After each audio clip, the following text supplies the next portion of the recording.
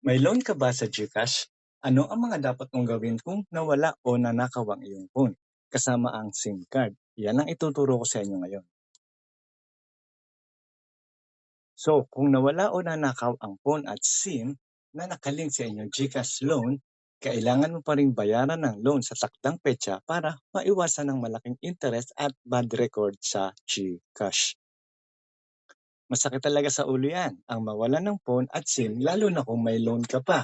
So di lang yan, ang nawalang phone at SIM ay pwede rin magamit pang scam. Take note ha, kaya narito ang mga kailangan mong gawin at ituturo ko sa inyo step by step.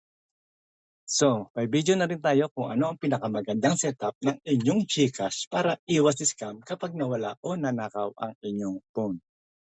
So, step number 1, i-report agad ang pagkawala ng phone o SIM sa GCash upang ma-block ang account at maprotektahan ang inyong pera. So, ganitong gagawin natin. Gamit ang ibang phone at sundan lang ito. Yung nasa video natin sa kanan. Okay, so punta tayo ng GCash app, click natin ang help, and then click mo lang yung need support. And then scroll up mo, makikita mo na yung talk to Gigi. And then pag nakita mo na yung talk to Gigi, enter mo lang ang iyong mobile number at sundin ang mga hakbang. May video na rin tayo kung paano ililipat ang pera sa bagong account at ilalagay ko rin ang link sa description. So, step number 2, mag-request ng SIM replacement sa inyong telco o kung gusto mong gamitin uli ang dati mong mobile number. Kung hindi na posible, maaari kang gumawa ng bagong GCash account at mag-request ng paglipat ng inyong loan sa iba pang serbisyo sa ibang number. Step number 3, bayaran ng GLoan kahit wala kang access sa app.